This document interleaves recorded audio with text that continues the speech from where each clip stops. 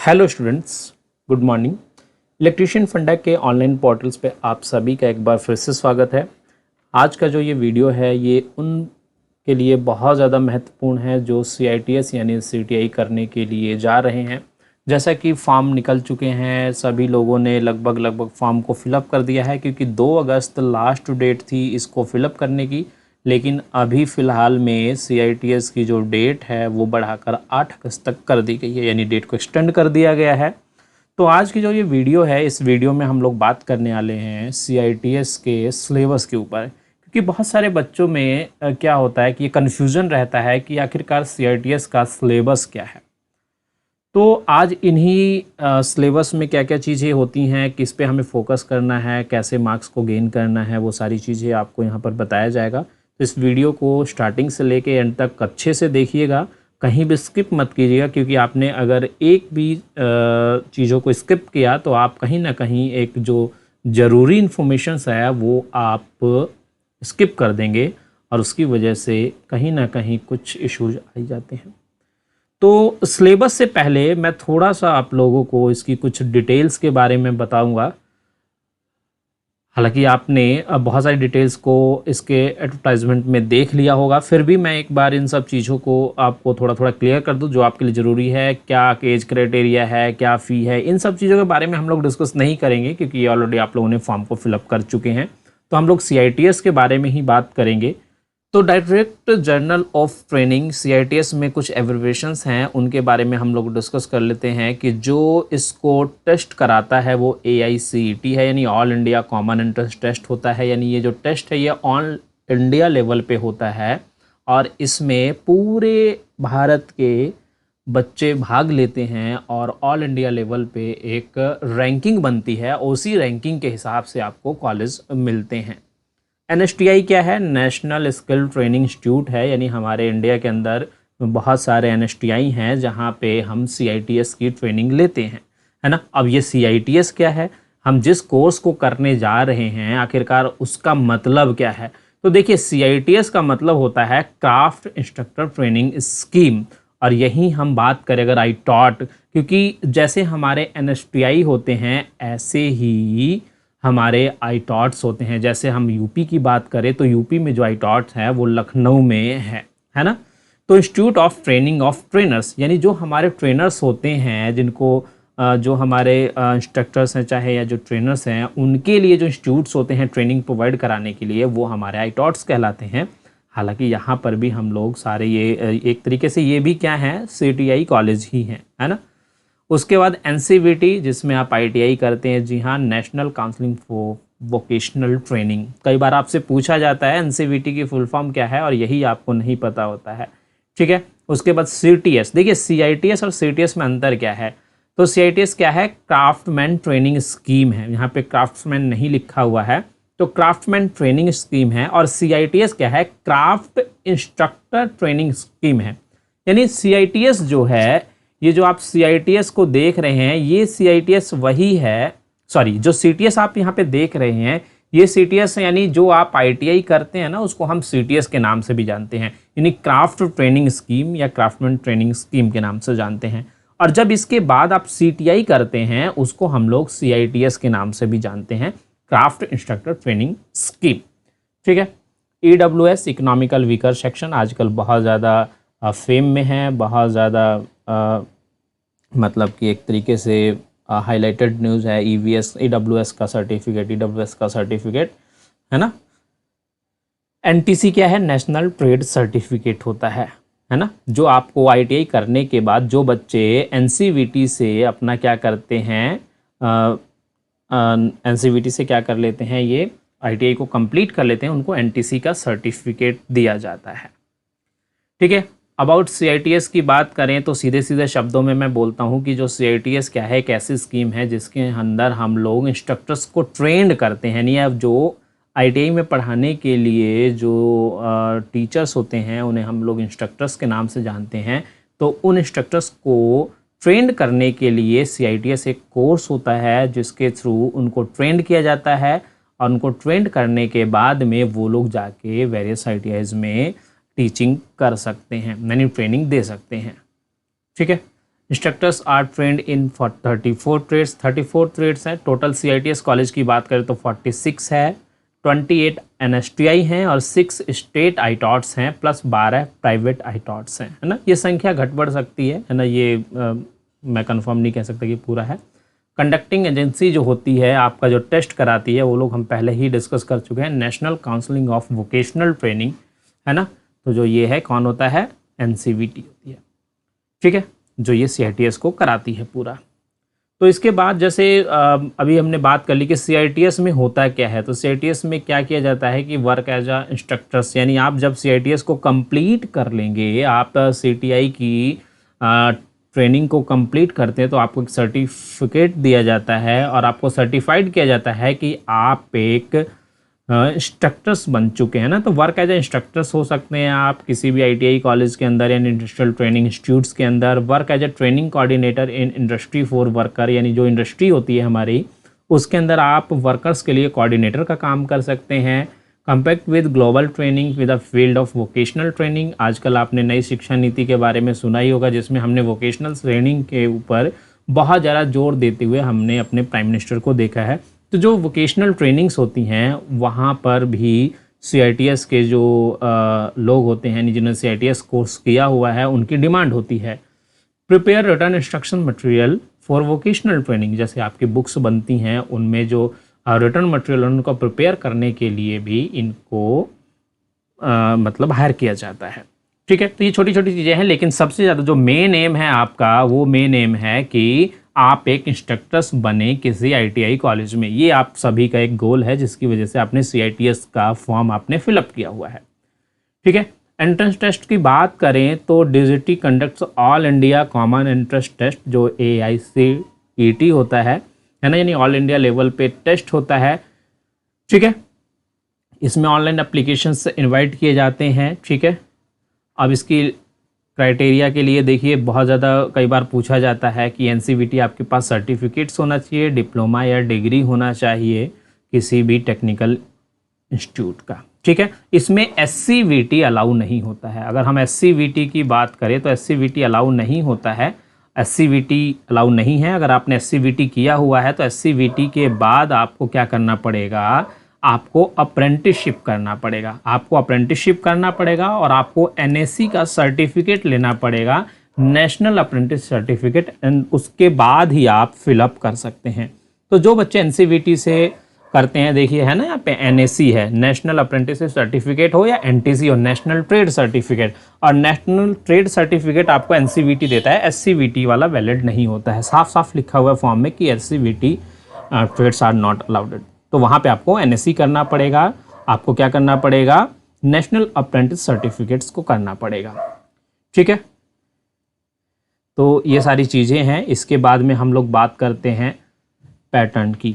Examination pattern जिसके ऊपर हम लोग बात करने वाले थे, ये 2 घंटे का पेपर होता है और इस पेपर के 2 भाग होते हैं। पार्ट A होता है जिसमें 75% टेक्निकल क्वेश्चंस होते हैं जो कि MCQ बेस्ड होंगे, यानी जिसमें हम लोग MCQ बेस्ड क्वेश्चंस को सॉल्व करेंगे। 4 क्वेश्चंस एक क्वेश्चन होगा जिसके 4 आंसर्स होंगे, उसमें से एक सही होगा जिसको आपको सही टिक करना होगा। और ये जो क्वेश्चंस होंगे आपके ITI लेवल के होंगे और जिस ट्रेड से आप CITS करने जा रहे हैं, यानी जो आपकी ITI में ट्रेड है, जाहिर सी बात है उसी ट्रेड से आप CITS भी करेंगे, है ना। तो जो सवाल होंगे ये टेक्निकल, जो 75% जो सवाल आएंगे वो आपके ITI लेवल के सवाल होंगे, यानी जो आपने पिछले 2 सालों में पढ़ा हुआ है वही सवाल आपसे पूछे जाएंगे। तो आपको अपनी तैयारी अपने ट्रेड के हिसाब से करनी है। उदाहरण के तौर पे अगर मैं लूँ कि अगर आपने ITI किया हुआ है इलेक्ट्रीशियन ट्रेड से, तो आपके लिए जो टेक्निकल क्वेश्चंस होंगे वो इलेक्ट्रीशियन ट्रेड के होंगे। अगर आपने इलेक्ट्रॉनिक्स मैकेनिक्स से किया हुआ है तो आपके लिए जो टेक्निकल क्वेश्चंस होंगे वो इलेक्ट्रॉनिक्स मैकेनिक्स के होंगे। अगर आपने फैशन डिज़ाइन से किया हुआ है तो आपके लिए जो क्वेश्चंस होंगे वो फैशन डिज़ाइन से होंगे। तो ये बात क्लियर है। इसका पार्ट B आता है और जो पार्ट B है वो हमारा 25% क्वेश्चंस होते हैं जो कि नॉन टेक्निकल होते हैं, एप्टीट्यूड बेस्ड होते हैं, जिसमें logical and numeric and reasoning होते हैं। यानी इसके अंदर अगर हम लोग देखें तो इसमें क्या है, मैथ्स एंड रीजनिंग की बात की जाती है ना। तो ये तो बात हो गई इसकी। मैं अब थोड़ा सा आपको डिटेल में बता देता हूँ तो देखिए इसमें जो पार्ट हैं वो पार्ट हैं, एक पार्ट हमारा ए है और एक हमारा पार्ट है बी, है ना। पार्ट ए हमारा टेक्निकल सेक्शन होता है, टेक सेक्शन होता है, जिसके अंदर आपके 75 क्वेश्चंस होंगे, ठीक है। और दूसरा होगा नॉन टेक होगा, नॉन टेक होगा जिसमें आपके 25 क्वेश्चंस होंगे। 75 जो क्वेश्चन होंगे वो आपके होंगे रिलेटेड ट्रेड से, रिलेटेड आईटीआई ट्रेड से। अब इसमें एक सवाल आता है कि जो लोग डिप्लोमा होल्डर्स हैं या जो लोग बीटेक्स होल्डर्स हैं उनके लिए क्या होगा। तो देखिए इसमें सवाल तो आएंगे आईटीआई लेवल के ही, तो जो लोग डिप्लोमा होल्डर्स होते हैं या जो बीटेक्स होल्डर्स होते हैं उनके लिए क्या होता है कि आपको आईटीआई का एक सिलेबस देखना होगा। वो सिलेबस आपको वहीं पर दिखाई दे जाता है, वो सिलेबस के हिसाब से अपना प्रिपरेशन करना है। हालांकि अगर आपने डिप्लोमा किया हुआ है और या आपने डिग्री कंसर्न ब्रांच में किया हुआ है तो आप बहुत आसानी से सवालों को सॉल्व कर सकते हैं, है ना। अब बात आती है नॉन टेक्निकल। नॉन टेक्निकल में एप्टीट्यूड्स होता है, तो जिसमें हम लोग दो सेक्शन में देखते हैं, एक हम लोग मैथ्स देखते हैं और एक हम लोग देखते हैं रीजनिंग, है ना। मैथ्स और रीजनिंग पे इसमें फोकस रहता है। जो 25 क्वेश्चंस आते हैं वो मैथ्स एंड रीजनिंग के कॉम्बिनेशन होता है, यानी मैथ्स के ज़्यादा से ज़्यादा सवाल हो सकते हैं, रीजनिंग के हो सकते हैं। अब ये क्या बनेगा वो तो पेपर में ही पता चलता है। तो अगर हम मैथ पोर्शन की बात करें तो मैथ पोर्शंस के अंदर बहुत सारे टॉपिक्स हैं जो कि आपके आईटीआई के ही हैं, है ना। जिसमें आपको पढ़ना होता है फ्रैक्शन, आपको पढ़ना होता है एलसीएम, एचसीएफ, आपको पढ़ना होता है इसमें रेशियो, आपको पढ़ना होगा यहाँ पे परसेंटेज, आपको पढ़ना होगा रेशियो के अंदर कई सारी चीज़ें, टाइम एंड वर्क भी है, टाइम एंड वर्क, है ना, टाइम एंड वर्क भी है। परसेंटेज है सिंपल इंटरेस्ट, सिंपल इंटरेस्ट पढ़ना होगा आपको। उसके अलावा आपको क्या पढ़ना होगा, आपको प्रॉफिट एंड लॉस पढ़ना होगा, प्रॉफिट एंड लॉस आपको पढ़ना होगा। उसके अलावा आपको मेंशुरेशन पढ़ना होगा, है ना, मेंशुरेशन पढ़ना होगा। उसके अलावा आपको पढ़ना होगा अलजेब्रा, अलजेब्रा। तो ये टॉपिक्स हैं, यानी जो आपने आईटीआई के अंदर आपने जो वर्कशॉप कैलकुलेशन एंड साइंस में पढ़ा हुआ है, वर्कशॉप कैलकुलेशन एंड साइंस में जो मैथ्स के चैप्टर्स पढ़े हैं उसी को करना है। और बहुत ही लेवल इनका ना बहुत मतलब एक 10th लेवल का होता है, 10th से भी नीचे लेवल आप समझ लो कि इसमें जो सवाल आते हैं वो बहुत ही सिंपल सिंपल सवाल होते हैं। टाइम एंड वर्क के, एलसीएम एचसीएफ के, फ्रैक्शन के, रेशियो के, परसेंटेज के, सिंपल इंटरेस्ट के, प्रॉफिट एंड लॉस बेस्ड होंगे, मेंसुरेशन के होंगे और अलजेब्रा के। बहुत ही सिंपल सवाल होते हैं। यानी आपने अगर 10th मैथ से किया है ना तो आप बहुत आसानी से इस पेपर को क्रैक कर सकते हो, इसके जो मैथ्स के हैं, है ना। अब इसके अलावा हम लोग थोड़ा सा देख लेते हैं रीजनिंग के चैप्टर्स को। रीजनिंग के क्या क्या आ सकते हैं। रीजनिंग में भाई आपको तैयार करना होगा coding decoding, coding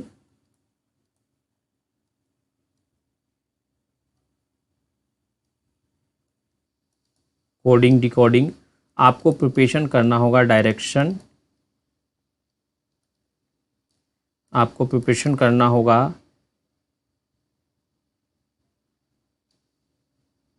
as based question,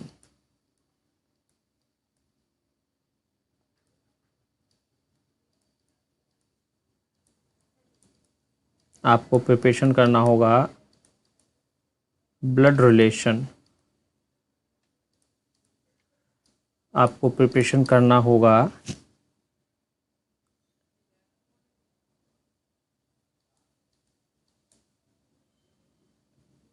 alphabet के क्वेश्चंस, है ना। तो ये कुछ रीजनिंग के हैं जिसमें आपके एप्टीट्यूड से कुछ सवाल होंगे, है ना। कोडिंग डिकोडिंग हो गया, डायरेक्शन हो गया, एज बेस्ड क्वेश्चन हो गए, ब्लड रिलेशंस हो गए, अल्फ़ाबेटिक्स के हो गए कुछ क्वेश्चंस। तो इससे कुछ सवाल आपके पूछे जाते हैं। हालांकि ये दोनों का मैथ और रीजनिंग जो है, मैथ और रीजनिंग अगर हम देखें, मैथ और रीजनिंग में नॉन टेक के अंदर आपके क्या होते हैं, 25 क्वेश्चंस होते हैं, दोनों का मिक्सअप होता है। और इसके अंदर ज़्यादातर जो सवाल होते हैं वो आपके मैथ्स के होते हैं, है ना, जो आपने ITI में पढ़ा हुआ है। तो ये 2 पार्ट हैं और जिसके बारे में बताइए गया कि 2 घंटे का आपको समय मिलता है। पेपर जो होता है वो ऑनलाइन होता है, यानी आपको कंप्यूटर पे CBT टेस्ट देना होगा। इसके लिए कोई आपको MR शीट नहीं मिलती है, CBT पे आपको टेस्ट देना है।